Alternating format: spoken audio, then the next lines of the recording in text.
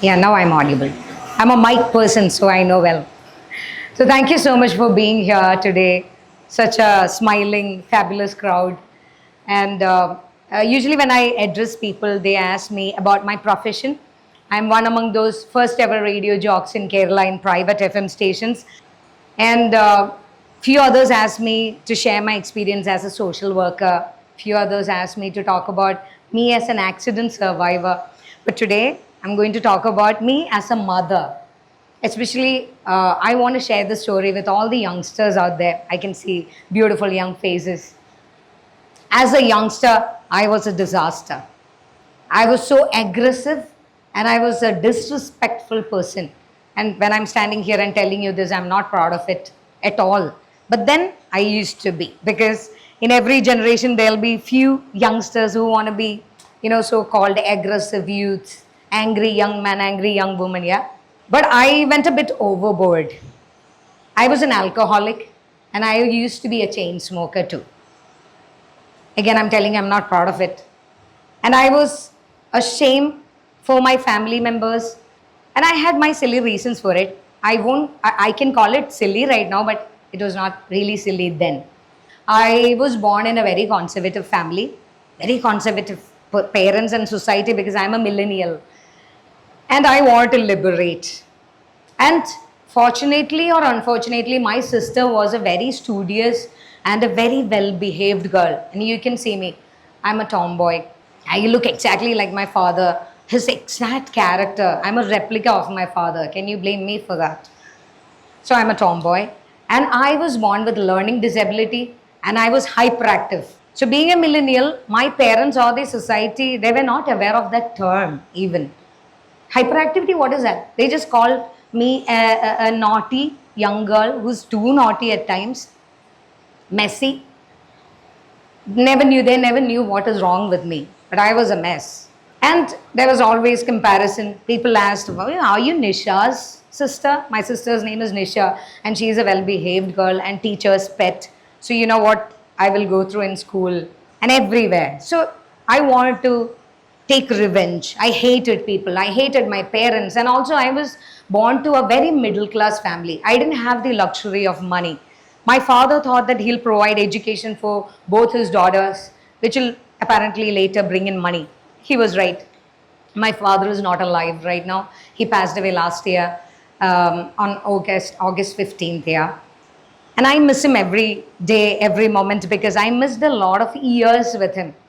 Later years, he became very, very, very affectionate. I knew how my dad can love me, how much. And he was proud when he passed away about both his daughters. And yeah, going back to my childhood, I was very vengeful. I was really disturbed and disappointed in my family because they don't have money. They're middle class people. I want to liberate. So I developed all these habits and I started living my life the way I wanted. Right now and then, I never believed in putting up another image to show somebody else or get a social image. Everything was an open. I was the same person outside and inside. So that made it very, very difficult for my parents because I smoke, everybody knows. I drink, everybody knows. I have all kind of friends, everybody knows. And people gave me many tags. You know, a millennial girl in a conservative society. You can imagine those tags. But I was not bothered. And I started dating. I wanted Mr. Perfect. I wanted somebody who can love me, accept me the way I am, because I thought that I was never loved. But on the other hand, I was not ready to be a nice girlfriend. I had commitment issues. I couldn't stick to somebody for long because I get skeptical about the person. I had trust issues. So maybe you can say that I used to be a toxic girlfriend.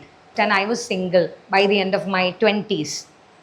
And my father told me, you have to get married somehow because we can't, let you go like this. So I thought, okay, he wants to get rid of me. But in fact, he wanted me to settle down somehow. Parents always think that after marriage, Kerala, Malayali girls and boys settle down. So my father also thought so. And he arranged a marriage. Okay, I was also in because I thought anyway I couldn't find anybody. So maybe my father's choice will be right. Anyway, I needed a man. And it was an arranged marriage, and after a few months, it was an arranged divorce. My parents got me married, and my parents got me divorced. Mahatma Gandhi had once told that your life is your responsibility. Whatever you do, you let that happen to you, right? My father told me, please don't go back to your old habits because now you're a divorcee. And in this society, you know what all you'll have to hear, as if I care. So there was a huge gap between me and my father, especially. We never used to talk for around 3-4 years. So then this happens. A man enters my life. This guy was a listener. I'm a radio jockey, so I've been a radio jockey. I was a radio jockey then. And this guy, I met him as a listener of my show, and a very decent guy. And he talks sense. He's 14 years elder to me. And then we became thick friends. And later I came to know that he's also a divorcee. So I was happy. Okay, we sail in the same boat, so no problem. Alcoholic, I was an alcoholic, so it was going overboard. I was a chain smoker. There was not even a moment without smoke. So people used to call me Train. And this guy took me to the hospital, and the doctor said, I will not live long because I have to stop these habits, otherwise intestine and lungs are getting compromised. I thought this guy will tell me to stop, but instead he proposed me. So I said, okay, I'm going to die. Nothing left, and I'm not going to stop all this, and you're proposing me. He said, yes, I like you. So then I said, sorry, that's not the reason. I don't want any commitments. I don't like men, men anymore. I don't want to marry a man. He said, okay, I don't insist. Let's be friends if you can. I said, yeah, let's be friends. And we were friends. After a point, I realized that this man makes me so comfortable. I don't have to act in front of him. He doesn't judge me. So I asked him, can we get married? So he said, okay, we got married. And life was, in the beginning, I was observing.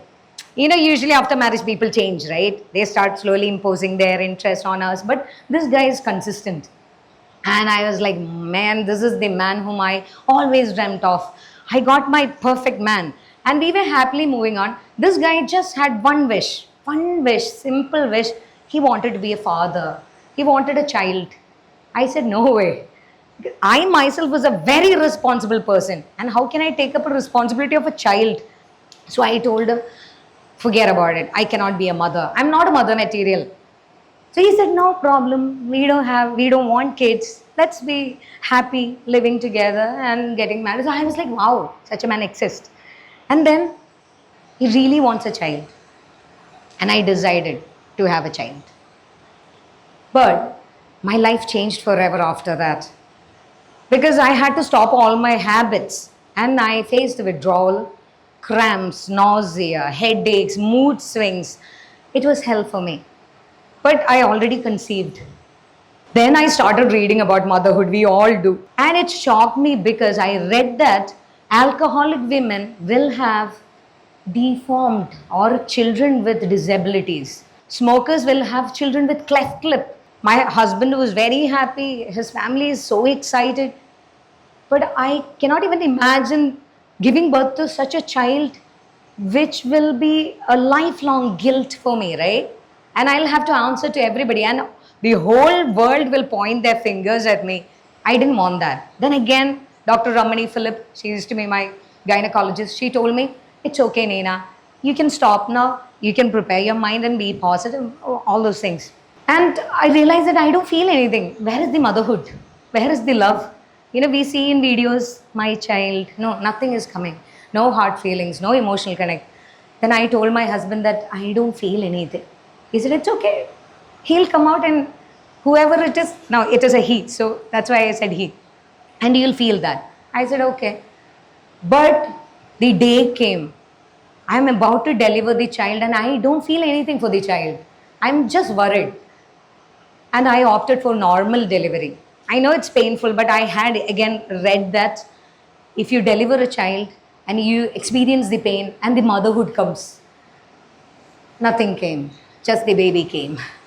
I saw the baby. Baby was crying.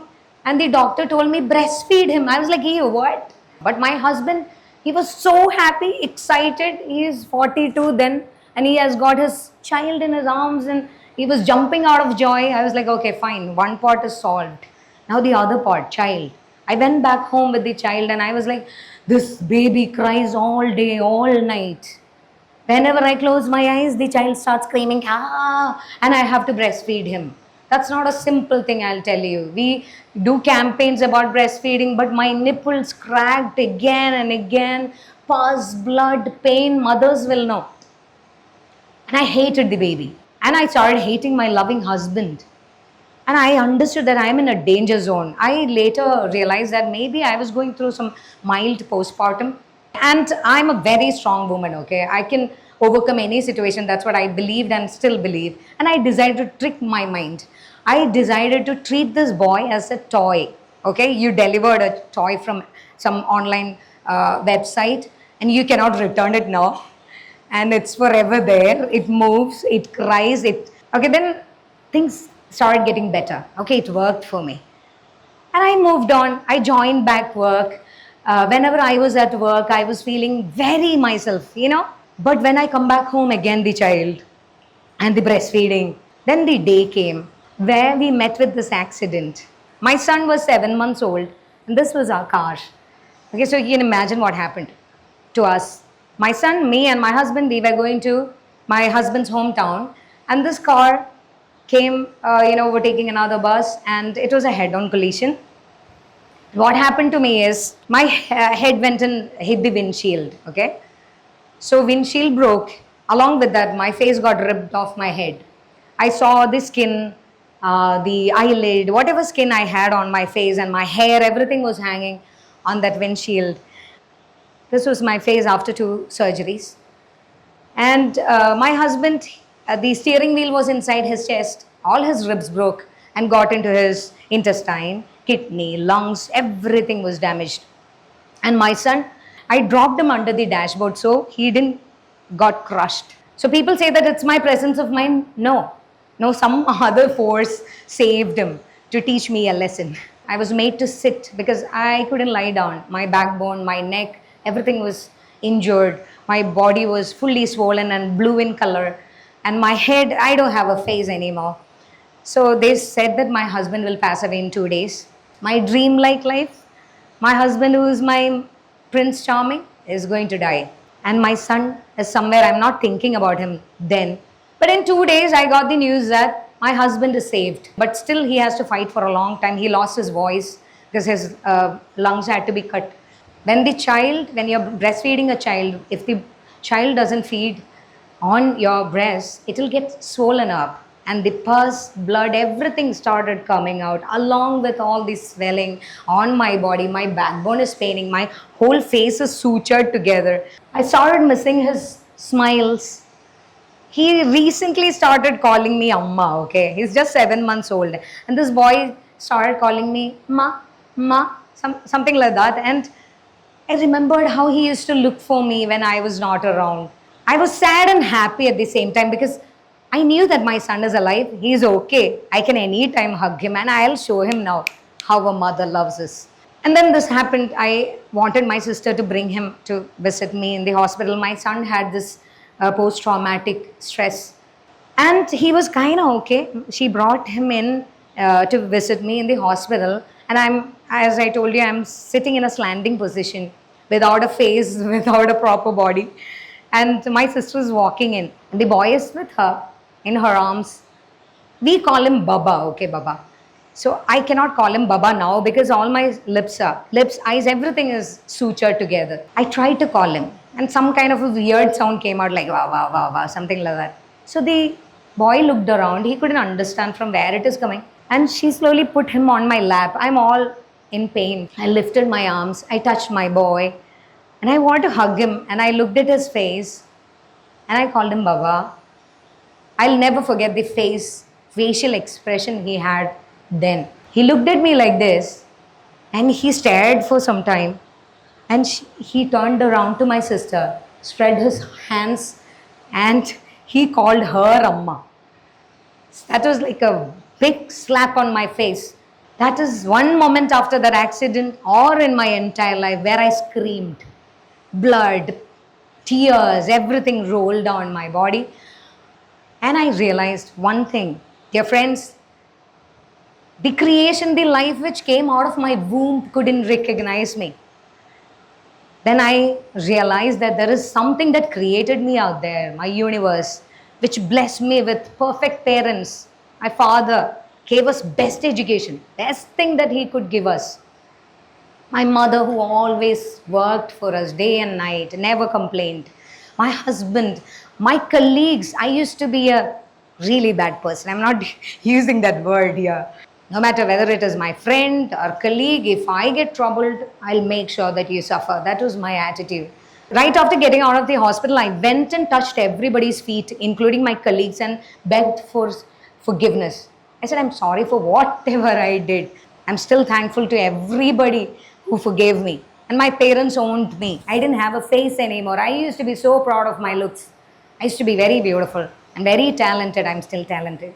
Then I decided to set aside my salary, my time, my effort, my love, my concern, and my personality, everything that I have for my family and others. From then, I started doing social work. I don't believe in that word social worker because we all are a part of the society. We all are supposed to do something for the society. Whatever little people say, I do. That very moment changed my life. That 7-year-old boy's one single action, like a butterfly effect, changed everything in my life. I got out of the hospital and I had to again, just the way others, a stranger does, I had to lure my son to come to me. Still, he calls me Amma, my mother Amma, my sister Amma. He has all three mothers. And my husband came back. We all reunited with patchworks. It's been 10 years now. I got semi-paralyzed once. My left side is still compromised. You can see my hand swollen still. And I have a headache. I have a backache when I'm standing right here. And I lost my eyesight, almost lost my eyesight once. I was almost dead again once. They said I won't survive, but I survived. I came back every time with a new idea to implement for others, a new realization. And I strongly believe, my dear friends, are you grateful for what you have? Or are you people who crib about things you don't have? Analyze yourself. I'm my son's best friend right now. He's a Gen Alpha. He's 11 years old. That moment made me realize how beautiful world is. Right now I can see you. This moment is precious for me. Every moment is precious. I drag myself out of the bed and go to the balcony and I look outside. Can I see all colors? Yes, I can. Can I hear all the voices? Yes, I can. I live. That day is mine. And I go back to bed by giving grace for that day. So thank you so much for your time. It means a lot because this moment is very precious for me. And thank you so much for listening to me.